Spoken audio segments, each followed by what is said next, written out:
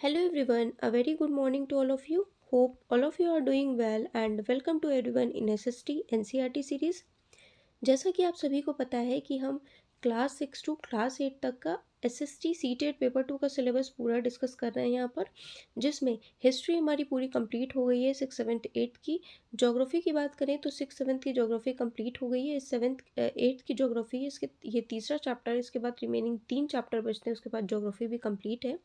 Polity की बात करें तो पॉलिटी 6 से कंप्लीट हो गई है, 8th की हो जाएगी। एक दिन और लगेगा, बस हो जाएगी 8th की। एंड 7th की सिर्फ पॉलिटी बचती है, उसमें ज़्यादा लंबी वीडियोस नहीं होंगी।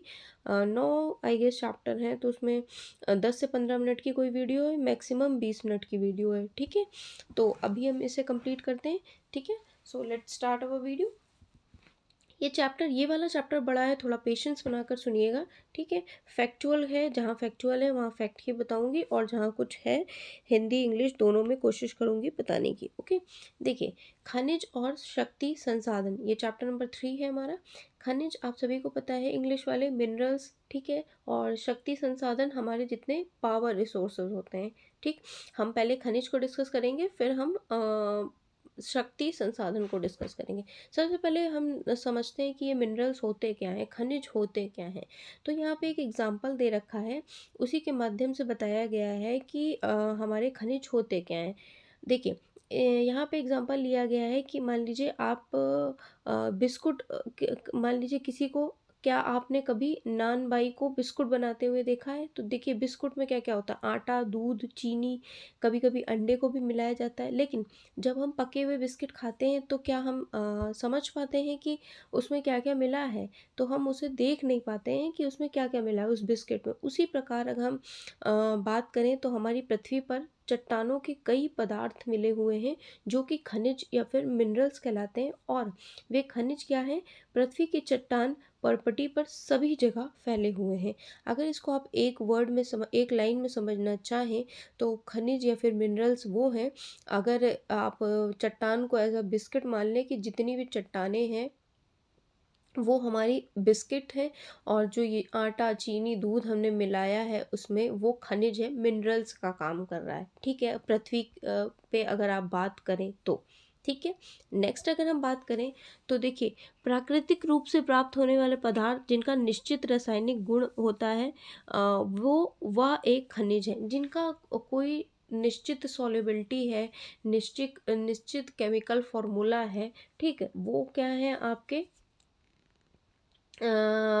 खनिज कहलाते हैं। ठीक है, जिनका निश्चित रासायनिक संगठन है वो खनिज कहलाते हैं। और जितने भी खनिज हैं सभी स्थानों पर एक रूप से वितरित नहीं, यानी एक रूप से सब जगह नहीं पाए जाते हैं। हर जगह अवेलेबिलिटी के हिसाब से वो पाए जाते हैं। अवेलेबिलिटी इन द सेंस कि वहाँ के मौसम के हिसाब से, वहाँ की जलवायु के हिसाब से। ठीक है, किसी विशेष क्षेत्र में या फिर शैल समूह में संकेंद्रित हैं।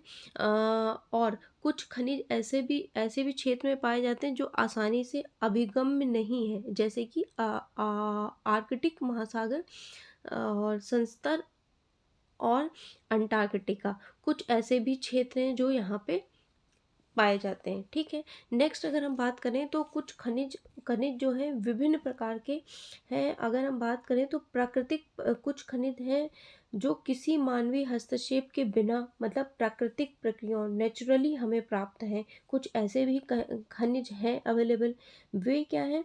अपने भौतिक गुण, जैसे कि रंग है, उनका कलर है, उनका घनत्व है, ठीक है, उनकी कठोरता है, या फिर उनका रासायनिक गुण या फिर विलेयता, सॉल्युबिलिटी के आधार पर पहचाने जा सकते हैं कि कुछ उसकी ये सब गुणों के आधार पर हम पहचान सकते हैं कि ये अपने नेचुरल हमें मिले हैं और ये मिनरल्स हैं। अब अगर हम बात करें, इतना वाले लिए बहुत है मिनरल्स को जानना। अब अगर हम बात करें तो मिनरल्स कितने प्रकार के होते हैं, ये इंपॉर्टेंट है। तो देखिए, अगर हम बात करें मिनरल्स तो दो तरह के होते हैं, धात्विक और अधात्विक, मतलब मेटेलिक और नॉन मेटेलिक, है ना। अब इसमें भी मेटेलिक में क्या है, लोहा है, और अलाव लोहा आयरन, और अलाव जो लोहा नहीं है ना। देखिए, अब सबसे पहले हम इसको धात्विक को समझते हैं कि ये मेटेलिक क्या है। तो देखिए, धातु के कच्चे रूप को हम बोलते हैं धात्विक, मतलब खनिज खनिज में धातु कच्चे रूप में होती है और रॉ रॉ फॉर्म में होती है। और ये जो धातुएं होती हैं ये एक कठोर पदार्थ होती हैं जो क्या करती हैं, ऊष्मा और विद्युत को मतलब को सुचालित करती हैं। इनके गुड कंडक्टर होती हैं ऊष्मा और विद्युत की। और जिसमें धातु या चमक की विशेषता होती है। जैसे कि इसके कुछ एग्जाम्पल की बात करें, जो मेटेलिक हैं उनके एग्जाम्पल की बात करें तो इसमें लॉयस आता है, आयरन ओर आता है, बॉक्साइड है, मैग्नीशियम है, अयस्क, इनके कुछ उदाहरण हैं। और अगर हम बात करें तो धात्विक खनिज जो होते हैं हमारे मेटेलिक, है ना, मेटेलिक मिनरल्स की अगर हम बात करें तो लौह आयरन अथवा अलौह नॉन आयरन जो होते हैं ना, वो हो सकते हैं। अब अगर लौह खनिज की बात करें तो उसमें लौह अयस्क आएगा और मैग्नीशियम आएगा, क्रोमाइट आएगा। और अलौह की बात करें तो जिन खनिजों में लोहा नहीं है वो अलौह होगा। ठीक है, वो अलौह के श्रेणी में आएंगे, जैसे कि धातु, यानी कि सोना है, चांदी है, तांबा है, सीसा है, ये सब हो सकते हैं अलौह में। ओके, नाउ नेक्स्ट अगर हम बात करें अधात्विक, अधात्विक खनिज वो होती हैं, अधात्विक खनिजों में क्या है, धातुएं नहीं पाई जाती। धात्विक मतलब उसमें धातु पाई जा रही है। ठीक है, और अधात्विक जिसमें कि धातु नहीं पाई जा रही। ठीक, देखिए वर्ड्स थोड़े बहुत ज़्यादा इसमें हिंदी के मतलब शुद्ध हिंदी वाले प्रयोग हुए हैं, इसलिए थोड़ा इंग्लिश को यूज़ करने की कोशिश कर रहे हैं कि फिर बच्चे कमेंट करते हैं कि समझ में नहीं आया। सच में बहुत ज़्यादा डिफ़िकल्ट वर्ड्स लिखे हैं हिंदी के, शुद्ध हिंदी लिखी है। तो अधात्विक खनिज में धातुएं नहीं होती हैं, मतलब इनमें धातुएं नहीं है, जैसे कि ये चूना पत्थर है ना, अभ्रक है, जिप्सम है, ये सब हैं उदाहरण किसके हैं, मिनरल्स के। ओके, और खनिज ईंधन जैसे कि कोयला है, पेट्रोलियम है, कोयला पेट्रोलियम ये सब भी अधात्विक है। अगर हम बात करें तो नेक्स्ट यहाँ पे कुछ इन्फॉर्मेशन दे रखी, इसे हम पढ़ लेते हैं। देखिए, शैल रॉक की अगर बात करें तो खनिज अवयवों के अनिश्चित संगठन वाले एक या एक से अधिक खनिजों को का एक समूह, मतलब अवयस्कों का अनिश्चित संगठन जो है उसमें एक या एक से ज़्यादा खनिज को मिला करके ये शैल बनती है, रॉक का निर्माण होता है। ठीक, शैल जिनसे खनिजों का खनन किया जाता है, शैल मतलब रॉक्स जिनसे क्या होता है, मिनरल्स का खनन किया जाता है, उन्हें हम अयस्क कहते हैं। ठीक है, यद्यपि 2800 से अधिक खनिजों की पहचान की गई है, 2800 से ज़्यादा पता लगाई गई, जिसमें केवल 100 अयस्क खनिज समझे जाते हैं। 100 अयस्क ही खनिज समझे जाते हैं, बाकी नहीं समझे जाते हैं जो पता लगाए गए हैं उनमें। ओके, नेक्स्ट अगर हम बात करें तो खनिजों का निष्क्रमण कुछ बताया गया है इसमें, वो हम समझेंगे। खनन है, प्रवेदन है, आखनन है। ठीक है, खनन भी दो तरह से, विवृत खनन है, कूपकी खनन है। देखिए वर्ड्स तो बहुत ज़्यादा डिफिकल्ट हैं, बट हमें समझना है कि ये हैं क्या। खनन की बात करें तो अगर मान लीजिए पृथ्वी की सतह के अंदर दबी शैल से खनिजों को अगर बाहर निकाला जा रहा है, बहुत नीचे से अगर निकाला जा रहा है तो खनन करा जा रहा है। खनन ऐसा आप ऐसे समझिए, खुदाई करी जा रही है, खनन उसको खोदा जा रहा है। ठीक, बहुत अंदर दबा है कुछ, उसे निकाला जा रहा है, उसे बोलते हैं खनन। अब खनन जो कम गहराई में स्थित है वे पृष्ठीय स्तर को हटाकर निकाले जाते हैं। इसे अब देखिए खनन भी दो तरह से होगा, मतलब अब मैंने बोल दिया कि खोद के आपने निकाल लिया। अब खोद के निकाला, कितना खोदा, कम खोदा या ज़्यादा खोदा। ठीक है, अगर कम खोद के कोई चीज़ निकाल ली तो आपने उसे बोल दिया कि विवृत खनन है। ठीक है, अब अगर हम बात करें गहन, अब मान लीजिए बहुत ज़्यादा आपने खोदा, कम खोद के कोई चीज़ मिनरल निकाल लिया, ठीक, तो आपने उसे बोल दिया विवृत खनन है। और अगर आपने बहुत ज़्यादा उसको खोदा है, मतलब बहुत डेप्थ तक आपने खुदाई की, तो उसे कूपन बोल दिया। ओके, कूपन बोला है। ठीक है, अधिक गहराई में स्थित खनिज पदार्थों को इसे कूपन बोल दिया, कूपन खनन बोल दिया। ठीक है, नेक्स्ट हम बात करें प्रवेदन और आखनन की। देखिए, पेट्रोलियम और जो प्राकृतिक गैस है, नेचुरल गैस और पेट्रोलियम है, ये बहुत ज़्यादा नीचे डेप्थ में पाए जाते हैं। उन्हें बाहर निकालने के लिए सब बहुत ज़्यादा डेप्थ में खोदना पड़ेगा, यानी कि गहन कूपों की खुदाई करी जाएगी, जिसे हम प्रवेदन बोलते हैं। प्रवेदन मतलब प्रवेदन क्यों किया जाता है? पेट्रोलियम या फिर नेचुरल गैसेस को निकालने के लिए सतह से, ठीक है, बहुत ज़्यादा खुदाई की जाती है, जिसे हम प्रवेदन बोलते हैं। ठीक। नेक्स्ट है आखनन। आखनन क्या होता है?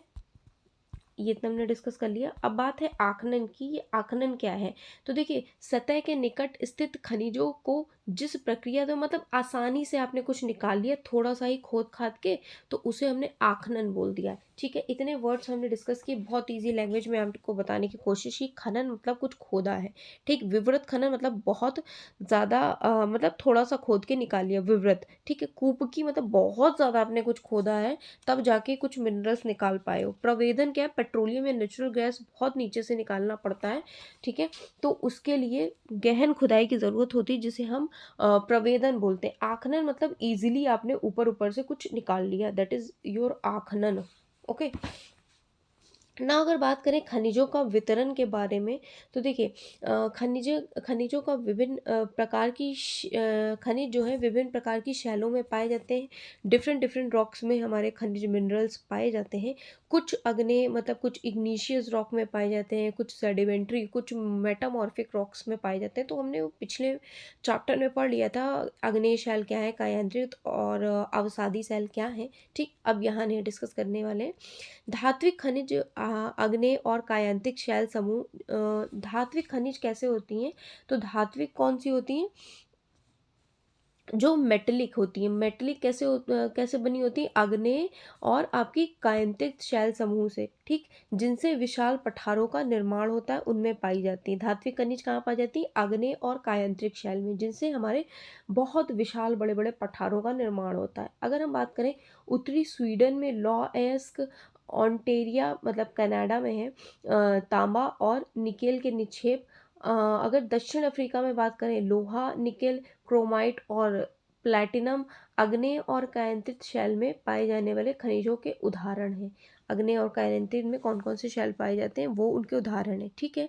मैदान और अगर हम बात करें मैदान और नवीन वलित पर्वत को अवसादी शैल समूह में आधात्विक खनिज जैसे चूना पत्थर। आधात्विक खनिज मतलब चूना पत्थर में पढ़ा था ना, तो उसमें वलित पर्वत के अवसादी शैल समूह में ये पाए जाते हैं। कौन? आधात्विक खनिज मतलब नॉन मेटेलिक जो मिनरल्स होते हैं वो। ठीक है।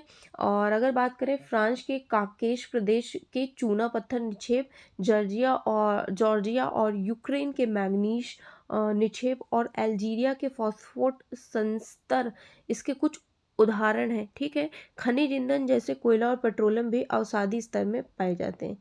अब ये कुछ है, आप ये देख सकते हैं कि अगर एक बार रिवाइज करना चाहें तो मैंने यहाँ लिख दिया। उत्तरी स्वीडन में लॉयस पाए जाते हैं, कनाडा में तांबा निकेल, दक्षिण अफ्रीका में लोहा निकेल, क्रोमाइट प्लेटिनम और अग्नेय और कायांतित शैल के उदाहरण है ये सब। ठीक है।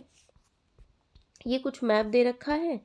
अब हम बात कर लेते हैं। ये देखिए, यहाँ फैक्ट फैक्ट दे रखा है, इस फैक्ट को हम डिस्कस कर ले। एक यहाँ पे फैक्ट दे रखा है, छूट गया है, इसे डिस्कस कर लीजिए। देखिए, क्या आप जानते हैं में दे रखा है, आप शैल को देखकर बता सकते हैं यदि इसमें तांबा है तो उसका रंग नीला होगा। किसी भी रॉक में अगर उसका रंग नीला है तो आप समझ जाना कि उसमें तांबा मिला हुआ है या तांबा है। ठीक है। अब देखिए, एशिया में क्या क्या पाए जाते हैं। फैक्ट है, फैक्ट को एज इट इज़ ही बताना पड़ेगा। चाइना और भारत के पास विशाल लॉयस हैं, बहुत ज़्यादा आयरन ओर के निक्षेप में बहुत ज़्यादा आयरन ओर है चाइना और इंडिया के पास। ठीक है। और ये जो महाद्वीप है विश्व के आधे से अधिक टिन उत्पादन करता है। आधे से ज़्यादा टिन उत्पादन कहाँ होता है? इस महाद्वीप में होता है, एशिया में। ठीक है। नेक्स्ट अगर हम बात करें तो चीन, मलेशिया और इंडोनेशिया विश्व के अग्रणी टिन उत्पादक हैं। कौन है? चाइना, मलेशिया और इंडोनेशिया। अगर बात करें चीन सीसा, एंटीमनी, टंगस्टन के उत्पादन के भी अग्रणी हैं। ओके। अगर बात करें एशिया में मैग्नीशियम, बॉक्साइट, निकेल, जस्ता और तांबा के भी निक्षेप हैं, मतलब ये भी मिले हैं। एशिया में मैग्नीशियम, बॉक्साइट, निकेल, जस्ता ये भी मिला है ना। एक फैक्ट दे रखा है, स्विट्जरलैंड में कोई ज्ञात खनिज निक्षेप नहीं है। स्विट्जरलैंड में कोई भी हमें पता नहीं चला है कि कौन सा मिनरल मिला है। ठीक है। ज्ञात नहीं, हमें नहीं ज्ञात है, मतलब हम लोगों को ज्ञात नहीं है अब तक पता नहीं लगा पाए कि स्विट्जरलैंड में क्या मिला है। फैक्ट के तौर पे पूछा जा सकता है, ठीक है। यूरोप अगर बात करें तो यूरोप में यूरोप विश्व में लौ अयस्क का सबसे ज़्यादा उत्पादक है ना। यूरोप, ठीक है। रूस, यूक्रेन, स्वीडन और फ्रांस लौ अयस्क के विशाल निक्षेप वहाँ पे मिले हैं, या फिर विशाल निक्षेप वाला देश है। और तांबा, शीशा, जस्ता, मैग्नीशियम और निकल खनिज के निक्षेप पूर्वी यूरोप और यूरोपीय रूस में पाए जाते हैं, ओके। उत्तरी अमेरिका की अगर बात करें तो उत्तरी अमेरिका में 3 क्षेत्रों में अवस्थित है खनिज निक्षेप, जो कि हैं ग्रेट लेक के उत्तर में कनाडियन शील्ड प्रदेश, एल्पेशियन प्रदेश और पश्चिम की पर्वत श्रृंखलाएं। लौ अयस्क, निकेल, सोना, यूरेनियम और तांबा का खनन कनाडियन शील्ड प्रदेश में और कोयले का एल्पेशियन प्रदेश में है, ओके। ये कुछ फैक्ट हैं, ये एज इट इज़ ही बताने की ज़रूरत है ना। अगर हम बात करें कि दक्षिण अमेरिका में क्या है, ब्राज़ील जो है विश्व में उच्च कोटि का, ब्राज़ील सबसे ज़्यादा लौह अयस्क का सबसे ज़्यादा उत्पादक है। चिली और पेरू तांबे का अग्रणी उत्पादक है। और अगर बात करें ब्राज़ील और बोलिविया विश्व में टिन का सबसे बड़े उत्पादक में से एक है। दक्षिण अमेरिका में के पास सोना, चांदी, जस्ता, क्रोमियम, मैग्नीज, बॉक्साइट, अभ्रक और प्लैटिनम, एस्बेस्टस और हीरे के विशाल निक्षेप मिले हैं। किसके पास? दक्षिण अमेरिका के पास। खनिज तेल वेनेजुएला और अर्जेंटीना, चिली, पेरू, कोलंबिया में पाया जाता है। अगर हरे हीरे की बात करें, एक दुर्लभ हीरा है। विश्व की प्राचीनतम शैल पश्चिमी ऑस्ट्रेलिया में है, ओके। पश्चिमी ऑस्ट्रेलिया में है हरा हीरा। वे 430 करोड़ वर्ष पूर्व बने, पृथ्वी के निर्माण के मात्र 30 करोड़ वर्ष पश्चात हुआ है, ओके। अफ्रीका में क्या है? अफ्रीका खनिज संसाधन में धनी है। यहाँ पे हीरा, सोना, प्लैटिनम विश्व में सबसे बड़ा उत्पादक है हीरा, सोना, प्लैटिनम का, ठीक है। और दक्षिण अफ्रीका, जिम्बाब्वे, जायरे विश्व के सोने का एक बड़ा भाग उत्पादित करता है। तांबा, लौह अयस्क, क्रोमियम, यूरेनियम, कोबाल्ट, बॉक्साइट दक्षिण अमेरिका में पाए जाने वाले खनिज हैं। तेल नाइजीरिया और लीबिया और अंगोला में पाया जाता है। ऑस्ट्रेलिया क्या है? ऑस्ट्रेलिया बॉक्साइट का सबसे बड़ा उत्पादक है। यहाँ सोना, हीरा, लौह टिन, निकेल ये सब पाए जाते हैं। तांबा, सीसा, जस्ता, मैग्नीज भी यहाँ पाया जाता है। और बस इतना आप ये याद रखिएगा। कालगुरली, पश्चिम ऑस्ट्रेलिया के कालगुरली और कूलगार्डी क्षेत्र में सोने के सबसे बड़े निक्षेप मिले हैं। अंटार्कटिका की बात करें तो अंटार्कटिका में क्या है? ट्रांस अंटार्कटिक पर्वत में कोयले और पूर्वी अंटार्कटिक के प्रिंस चार्ल्स पर्वत के निकट लौह के महत्वपूर्ण मात्रा में निक्षेप का पूर्वानुमान किया गया है। लौह, सोना, चांदी और तेल भी वाणिज्यिक मात्रा में उपलब्ध है। अगर बात करें भारत में वितरण कैसे है इनका, कैसे डिस्ट्रीब्यूशन है, देखिए लोहा जो है भारत में उच्च कोटि के लोह अयस्क निक्षेप हैं। और ये जो मिनरल्स हैं वो बेसिकली कहाँ कहाँ हैं? झारखंड, उड़ीसा, छत्तीसगढ़, मध्य प्रदेश, गोवा, महाराष्ट्र, कर्नाटक में पाए जाते हैं। लोहे की बात हो रही है। बॉक्साइट की बात करें तो बॉक्साइट के क्षेत्र कहाँ कहाँ है? झारखंड, उड़ीसा, छत्तीसगढ़, मध्य प्रदेश, गुजरात, महाराष्ट्र, तमिलनाडु। अगर बात करें अभ्रक की तो मुख्यतः झारखंड, बिहार, आंध्र प्रदेश, राजस्थान में पाए गए। विश्व में अभ्रक का सबसे बड़ा उत्पादक और निर्यातक है कौन? भारत, ठीक है। तांबे की बात करें मुख्यतः राजस्थान, मध्य प्रदेश, झारखंड, कर्नाटक, आंध्र प्रदेश में मिला है। मैग्नीज कहाँ मिला है? महाराष्ट्र, मध्य प्रदेश, छत्तीसगढ़, उड़ीसा, कर्नाटक, आंध्र प्रदेश। सोना कहाँ है? कर्नाटक में। आपको सभी को पता है कर्नाटक में कोलार में सोने के निक्षेप मिले, कर्नाटक में सोना मिला है। और वहाँ पे उसकी खान है, ठीक है, गहरी खान में से एक है, ठीक। चूना पत्थर की अगर बात करें तो बिहार, झारखंड, उड़ीसा, मध्य प्रदेश, छत्तीसगढ़, राजस्थान, गुजरात, तमिलनाडु में। नमक की बात करें समुद्र, झील और शैल से प्राप्त किया जाता है। अग्रणी उत्पादक और निर्यातक है भारत। खनिजों का उपयोग कैसे होता है? तो देखिए खनिजों का उपयोग कई तरह से होता है, जैसे कि रत्नों बनाने के लिए, आभूषण बनाने के, सुंदर सुंदर ज्वेलरी बनाने के लिए। और ये कठोर होती हैं तो इनसे बहुत अच्छी आभूषण बन जाती है, ओके, जो हम लोगों की प्रिय होती हैं, फीमेल्स की, ठीक है। तांबा एक अन्य धातु है जिसका उपयोग सिक्के तांबा भी है एक धातु जिसका उपयोग कहाँ से, सिक्के से लेकर के पाइप बनाने तक की वस्तुओं में तांबे का उपयोग करते हैं। अगर बात करें कंप्यूटर उद्योग में प्रयुक्त होने वाला जो सिलिकॉन है, क्वार्ट्ज से प्राप्त किया जाता है। सिलिकॉन कहाँ से प्राप्त किया जाता है, क्वार्ट्ज से प्राप्त किया जाता है। एल्यूमीनियम जिसे उसके अयस्क बॉक्साइट से प्राप्त करते हैं। एल्यूमिनियम हमें अयस्क बॉक्साइट से प्राप्त होता है। इसका उपयोग हम ऑटोमोबाइल्स, हवाई जहाज, बोतलबंदी उद्योग, भवन निर्माण, रसोई रसोई के बर्तन में भी करते हैं। एल्यूमिनियम की बात हो रही है। ओके, अब बात करें खनिज की का संरक्षण। देखिए, खनिज जो है अनवीकरणीय संसाधन है, हमने पहले ही पढ़ा था, नॉन रिन्यूएबल है। ठीक है, तो खनिजों का निर्माण और संचयन में हजारों वर्ष लगते हैं। ठीक है, बहुत ज़्यादा टाइम लगता है, इसलिए हमें ये ध्यान में रख के इसका यूज़ करना चाहिए कि लाइक कम यूज़ करना चाहिए। यहाँ पे लिखा है ना, ये फिगर बना है। ठीक है, कम यूज़ कम प्रयोग, फिर पुनः चक्कर रिसाइकिल भी करें और फिर पुनः प्रयोग करें। ओके, शक्ति संसाधन। अब हम पढ़ते हैं पावर रिसोर्सेज क्या हैं। तो देखिए, पावर रिसोर्सेज जब हमें लगने लगा कि हमारी जो ये चीज़ें हैं लाइक पावर रिसोर्सेज का भी हमें यूज़ करना चाहिए। ठीक है, तब पावर रिसोर्सेज को हमने ज्ञात किया, उनका पता लगाया कि हम क्या क्या यूज़ कर सकते हैं, है ना, जो हमें नेचुरली अवेलेबल है उसको हम किस तरह यूज़ कर सकते हैं टेक्नोलॉजी लगा के। देखिए, शक्ति अथवा ऊर्जा क्या है, शक्ति पावर और एनर्जी क्या है, हमारे जीवन के लिए बहुत ज़्यादा महत्वपूर्ण भूमिका निभाती है। हमें उद्योग में हो, किसी कृषि में हो, परिवहन में हो, संचार में हो, प्रतिरक्षा में हो, सभी के लिए शक्ति की आवश्यकता पावर की होती है।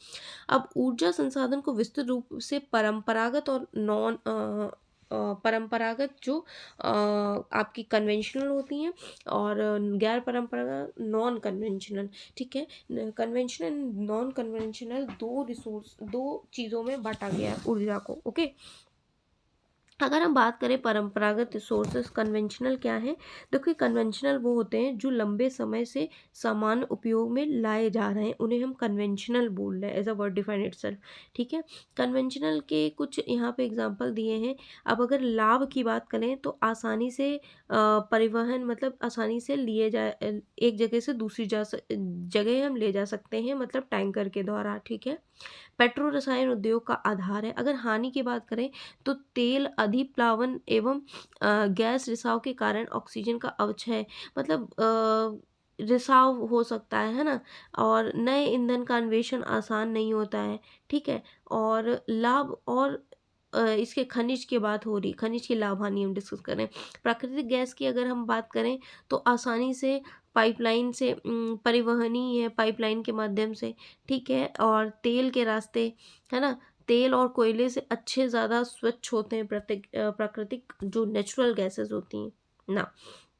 अगर हम बात करें ऊर्जा के परंपरागत स्रोत की तो ईंधन है और कोयला है, जल विद्युत है। इसके भी कुछ इन्होंने एडवांटेज एंड डिसएडवांटेज बता रखे हैं, यहाँ पे हम डिस्कस करते हैं। ईंधन, ईंधन क्या है, जैसे ईंधन क्या है, कोयला है, पेट्रोलियम प्राकृतिक गैस है, परंपरागत ऊर्जा के मुख्य स्रोत हैं। इन खनिजों का भंडार सीमित है। विश्व की बढ़ती जनसंख्या जिस दर से इनका उपयोग कर रही है, इनके निर्माण की दर कहीं ज़्यादा अधिक है। ठीक है, इसलिए ये शीघ्र ही समाप्त होने वाले हैं। इनका इन ईंधनों के बारे में बताया गया है कि जैसे पौधे और जानवर के अवशेष। अब देखिए ईंधन है क्या, जो हम, हाँ, ईंधन अगर हम एक वर्ड में समझें तो जो पौधे और जानवर के अवशेष जो लाखों वर्ष तक धरती के नीचे अंदर दबे रहे थे, फिर ताप और दाब के प्रभाव से जीवाश्म इंजन ईंधन में ये परिवर्तित हो गए हैं। ठीक है, अब ये जो जीवाश्म ईंधन है इन्हीं की एग्जाम्पल है कोयला, पेट्रोलियम, प्राकृतिक गैस। ठीक ना, अगर बात करें कोयला की तो बहुत मात्रा में पाए जाने वाला ईंधन है। इसका उपयोग घरेलू ईंधन उद्योग जैसे लोहा, इस्पात, वाष्प इंजन, विद्युत उत्पन्न करने में किया जाता है।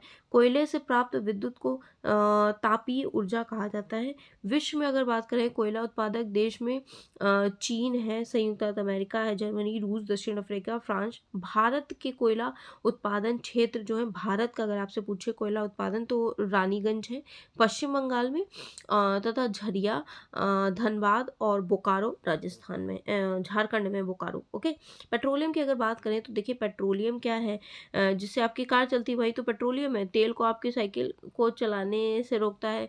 दोनों की अगर ये पेट्रोलियम को यहाँ से समझें तो पेट्रोलियम के प्रकरण में विभिन्न तरह के उत्पाद जैसे कि डीजल है, पेट्रोलियम है, मिट्टी का तेल है, मोम है, प्लास्टिक है, स्नेहक है, ये सब तैयार किए। पेट्रोलियम को ये याद रखना है कि काला सोना भी कहा जाता है। ओके। पेट्रोलियम शब्द लैटिन शब्द पेट्रा अर्थात शैल से बना है और इसलिए पेट्रोलियम का अर्थ शैल तेल है। ठीक है। मुख्य रूप से ईरान, इराक, सऊदी अरब ये सब हैं पेट्रोलियम के उत्पादन में। नेचुरल गैस सीएनजी देखिए क्या है। सीएनजी एक प्रचलित पर्यावरणीय हितैषी मतलब पर्यावरण के अनुकूल है, अच्छी है पर्यावरण के लिए। ठीक है। और क्योंकि ये पेट्रोलियम और डीजल की तुलना में कम प्रदूषण, क्योंकि प्रदूषण कम करती है इसलिए सीएनजी अच्छी है। ओके। प्राकृतिक गैस की अगर बात करें तो इनका प्रयोग घरेलू और वाणिज्यिक ईंधन के रूप में किया जाता है। जैसे रूस है, नॉर्वे है, यूके है, नीदरलैंड प्राकृतिक गैस के प्रमुख उत्पादक हैं। ओके। अगर हम बात करें तो हमारे द्वारा क्या होता है, मनुष्य क्या करता है, जीवाश्म ईंधन का उपयोग भी तीव्र वृद्धि से कर रहा है, जो कि एक चिंताजनक विषय है।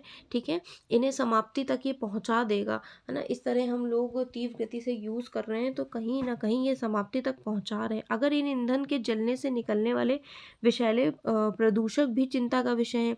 जो जीवाश्म ईंधन का अनियंत्रित जलना अ, अनियंत्रित जलना अनियंत्रित टोटी के टपकने के समान है। मतलब अनियंत्रित अगर आप किसी चीज़ को जला रहे हो, यूज़ कर रहे हो, तो जैसे हमने पिछले चैप्टर में पढ़ा था ना कि एक टोटी टपकती है। ठीक है। तो उस हिसाब से उसके टपकने के बराबर है। ओके।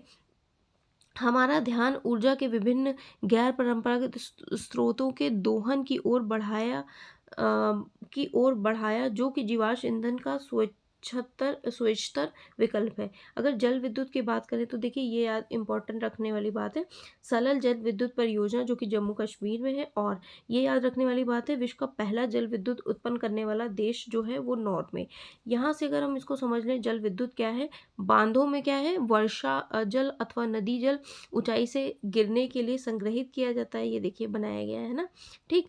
और फिर बांध के अंदर से पाइप के द्वारा बहता जल क्या करता है, बांध के नीचे स्थित टरबाइन के ऊपर गिरता है।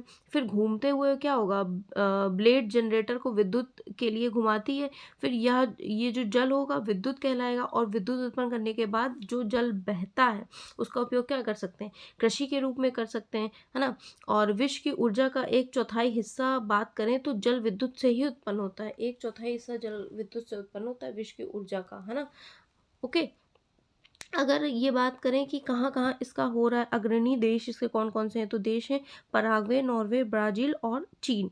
भारत के कुछ महत्वपूर्ण जल विद्युत केंद्र हैं, जैसे भाखड़ा नागल है, गांधी सागर है, नागार्जुन सागर है और दामोदर घाटी परियोजना है। ऊर्जा के अगर गैर परंपरागत स्रोत की बात करें तो देखिए गैर परंपरागत स्रोत में है सौर ऊर्जा, पवन ऊर्जा, ज्वारीय ऊर्जा, जो कि नवीकरणीय है, के उपयोग की आवश्यकता है। यहाँ पे उपयोग पवन ऊर्जा के उपयोग और हानि दी रखी है। ठीक, ये रहने दीजिए आप, इतना इम्पोर्टेंट नहीं है। अब ये बात करें सौर ऊर्जा की, तो देखिए सौर ऊर्जा कहाँ पे होगी, जो आपका 23.5 से 23.5 डिग्री वाला एरिया, वहाँ पे गर्मी रहती है, तो वहाँ पे जो आपके देश आएंगे वो सौर ऊर्जा का अच्छा उत्पादन कर पाएंगे। ओके। सौर सेलों में विद्युत उत्पन्न करने के लिए प्रयोग की जाती है। इनमें से कई सेलों को सोलर पैनल से तापन व प्रकाश के लिए शक्ति उत्पन्न करने के लिए जोड़ा जाता है। धूप की प्रचुरता वाले देखिए यहाँ पे बताया भी गया है, उष्णकटिबंधीय जहाँ धूप ज़्यादा आ रही है, ठीक है, वो वाले जो वहाँ पे जो 23.5 से 23.5 में जो देश आएंगे वो अच्छा इसका सौर ऊर्जा का उत्पादन कर पाएंगे। ओके। नेक्स्ट अगर हम बात करें तो पवन ऊर्जा, देखिए पवन है, पवन ऊर्जा का एक असमाप्य स्रोत है।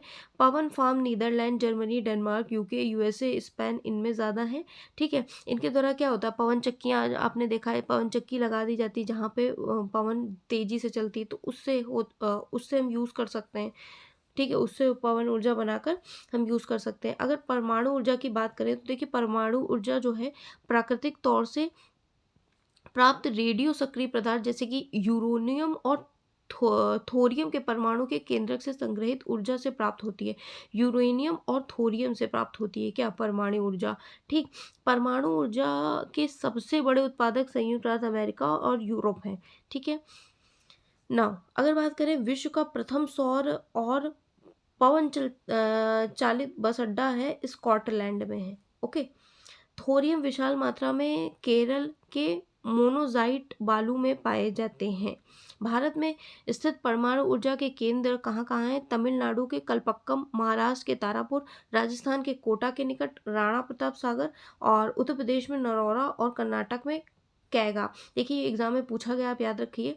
तमिलनाडु में कहाँ है, किसके हम बात कर रहे हैं, देखिए परमाणु ऊर्जा के स्रोत की बात कर रहे हैं, तो ये एग्जाम में पूछा भी गया, याद रखिएगा। तमिलनाडु में कलपक्कम, महाराष्ट्र में तारापुर, राजस्थान में कोटा के निकट राणा प्रताप सागर और उत्तर प्रदेश में नरौरा, कर्नाटक में कैंगा। ओके। अब बात करें भूतापीय ऊर्जा की, तो देखिए भूतापीय ऊर्जा क्या है? हम ताप ऊर्जा जो पृथ्वी से प्राप्त की जाती है उसे हम भूतापीय ऊर्जा कहते हैं। पृथ्वी के अंदर गहराई बढ़ने के साथ तापमान में लगातार वृद्धि हो रही है। कभी कभी ये तापमान क्या होता है, ऊर्जा भू सतह पर गर्म जल के झरने से के रूप में भी प्रकट हो सकता है। यह ताप ऊर्जा शक्ति उत्पादन करने में प्रयुक्त किया जा सकता है। और वर्ष में गर्म जल के स्रोत के रूप में भूतापीय ऊर्जा खाना बनाने, ऊष्मा और प्राप्त करने और नहाने के में लाई जा सकती है। ठीक है, यहाँ पे इन्होंने दिया है एग्जाम्पल। विश्व का पहला ज्वारीय ऊर्जा स्टेशन कहाँ बनाया गया? फ्रांस में, ये आप याद रख सकते हैं। और ज्वारीय ऊर्जा की बात करें, ज्वारीय ऊर्जा फ्रांस में बनाया गया। ज्वारीय ऊर्जा देखिए यहाँ पे रूस में, फ्रांस है, भारत के कच्छ की खाड़ी में विशाल ज्वारीय मिल के क्षेत्र हैं। ज्वार ऊर्जा ज्वार से जो उत्पन्न की जाएगी वो ज्वारीय ऊर्जा होगी। और इस ऊर्जा का विदोहन समुद्र के सकरे मुहाने में बांध के निर्माण से किया। समुद्र के किनारे बांध का निर्माण कर दिया, टरबाइन लगा दिया। ठीक है, फिर उच्च ज्वार के समय क्या होगा? जब बहुत ज़्यादा ज्वार होगी तो क्या होगा? समय ज्वारों की ऊर्जा का उपयोग बांध में स्थित टरबाइन को घुमाने में होगा। जब टरबाइन घूमेगा तो प्रोड्यूस होगी एनर्जी। ठीक है, फिर जब ज्वार ज़्यादा होगा तब ये टरबाइन घूम जाएगा। ये इन्होंने टरबाइन लगाया है ना, आपको दिख रहा होगा, निम्न ज्वार है, यहाँ निम्न ज्वार है, यहाँ उच्च ज्वार है, तो वही लिखा है। उच्च ज्वार के समय ज्वारों की ऊर्जा का उपयोग हम क्या कहाँ कर सकते हैं? बांध में स्थित टरबाइन को घुमाने मतलब टरबाइन को घूमने में होगा। ओके, यही लिखा है, निम्न ज्वार का उपयोग विद्युत उत्पन्न करने में। ठीक है, अब अगर बायोगैस की बात करें तो देखिए बायोगैस जो अपशिष्ट पदार्थ होते हैं, जैसे कि मृत पौधे हैं, जंतु हैं और उनके अवशेष हैं, पशुओं के गोबर हैं, रसोई के अपशिष्ट हैं, को गैसीय ईंधन में बदला जा सकता है। अब कैसे बदला जा सकता है?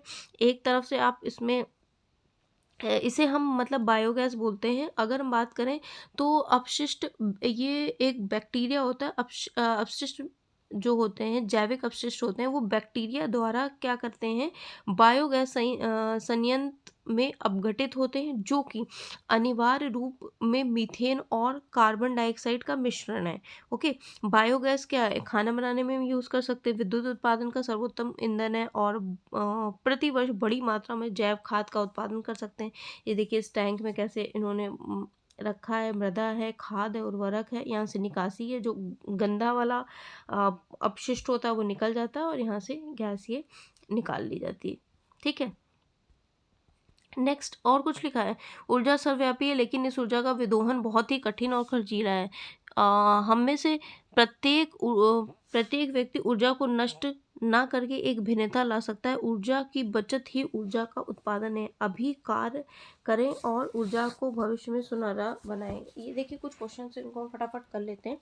प्रतिदिन क्या है? प्रतिदिन आपके उपयोग में आने वाली 3 सामान्य खनिज के नाम बताइए। खनिज मतलब वही मिनरल्स, कौन कौन से आप यूज़ कर सकते हो। हम क्या यूज़ करते हैं प्रतिदिन? नमक का यूज़ करते हैं। ठीक है, तांबा का, उसमें पानी पी लिया लोटे में, ठीक है, तांबा हो गया, सोना हो गया, चांदी हो गया, कुछ भी आप लिख सकते हो मिनरल्स। अयस्क क्या है आपके? अयस्क की अगर बात करें, जिन शैलों से खनिज निकलते हैं उसे हम अयस्क बोलते हैं। ठीक, अब धात्विक खनिज के अयस्क समानता कहाँ पाए जाते हैं? अब देखिए धात्विक खनिज हमने पढ़ी थी कि धात्विक खनिज कौन सी होती है, अधात्विक खनिज कौन सी होती है। कायांतित और अग्नेयशाल में क्या होती है? धात्विक खनिज होती हैं। अवसादी में कौन सी होती हैं? अधात्विक खनिज होती हैं। ओके, अगर बात करें प्राकृतिक गैस संसाधन में संपन्न 2 प्रदेश के नाम बताइए, तो रशिया आप लिख सकते हैं। ठीक है, प्रदेश के नाम बताइए। और नॉर्वे लिख सकते हैं, अगर निम्न में से आप ऊर्जा के किन स्रोतों का सुझाव देंगे? देखिए, ग्रामीण क्षेत्र में क्या कर सकते हैं, बायोगैस अपशिष्टों से हम बायोगैस का बना सकते हैं, ठीक। और तटीय क्षेत्र में क्या, ज्वारीय तटीय क्षेत्र है तो ज्वार वहाँ होगी, तो ज्वारीय हम ऊर्जा बना सकते हैं, ठीक है। अब अगर बात करें शुष्क प्रदेश, गर्मी बहुत है, तो वहाँ पे सौर ऊर्जा प्रोड्यूस कर सकते हैं, 23.5 से 23.5 वाला। और मान लीजिए बहुत ज़्यादा हवा चल रही, तो पवन ऊर्जा बना सकते हैं। 5 तरीके दीजिए जिनसे आप घर पर ऊर्जा बचा सकते हैं। जैसे कोई चीज़ यूज़ करने के बाद बंद कर दें, लाइट बंद कर दें, फ़ैन बंद कर दें, रेफ्रिजरेटर बंद कर दें, ठीक है? तो सब ऊर्जा ही बच रही है ये, है ना? कौन-सा एक खनिज है कि विशेषता नहीं है? खनिज प्राकृतिक प्रक्रियाओं द्वारा निर्मित होते हैं, ठीक है। निश्चित रासायनिक संगठन होता है, ठीक है। वितरण असमान है होता है। वे असमाप्य होते हैं, असमाप्य नहीं हुए, ठीक। प्राकृतिक असमाप्य नहीं है। अगर कौन-सा अभ्रक का उत्पादक नहीं है? कर्नाटक नहीं है अभ्रक का उत्पादक, बाकी सब हैं उत्पादक अभ्रक के, ओके। विश्व में तांबे के अग्रणी कौन है? Chilli, okay. नेक्स्ट है प्रक्रियाओं में आपके रसोई घर में द्रवित पेट्रोलियम एलपीजी को संरक्षित नहीं करेगा। तो खुली कढ़ाई में, अगर खुली कढ़ाई में आप कम स्लो करके अगर आप खाना पकाते हैं तो एलपीजी को संरक्षित नहीं करेगा। प्रेशर कुकर में अगर बना रहे हैं तब भी करेगा, तो भी मतलब कम यूज़ होगी आपकी गैस, आप बोल सकते हो एलपीजी, ओके। और दाल भिगो के रख देना, उससे भी कुछ ज़्यादा अंतर आएगा नहीं कुकर में अगर आप पकाते हैं तो। और पकाने के लिए गैस जलाने से पूर्व सब्जी काट ली, इससे सबसे कोई अंतर नहीं आएगा, ठीक है। कारण बताइए, ये अब ये कारण रहने दीजिए, बहुत ज़्यादा लंबा हो रहा है। हमने पहले डिस्कस भी कर लिया था, पेट्रोलियम को काला सोना बोलते हैं। और बड़े बांध के निर्माण के पूर्व पहलुओं को ध्यान रखें, उनको आप छोड़िए। इतना हमने डिस्कस कर लिया, मोर देन इनफ है इस चैप्टर के लिए। सो आई होप आपको अच्छा लगा होगा। बहुत ज़्यादा इसमें फैक्ट्स थे, तो फैक्ट्स में मैं कुछ कर नहीं सकती हूँ, ठीक है। So it was in this video, meet you in my next video. Please videos को लाइक शेयर करिए, ठीक है। मैं रात के कितने बजे रिकॉर्ड कर रही हूँ, ये 2 सवा 2 पे रिकॉर्ड कर रही हूँ ये वीडियो, ठीक है। So it was in this video, meet you in my next video. जितने भी देख रहे हो कैंडिडेट्स, प्लीज़ लाइक शेयर करो, ओके। क्योंकि अब मेरा पेशेंस ख़त्म होता जा रहा है ये पूरा सिलेबस करवाने का, क्योंकि रिस्पॉन्स आप कर नहीं रहे हो इस वजह से। So it was in this video, meet you in my next video, till then bye.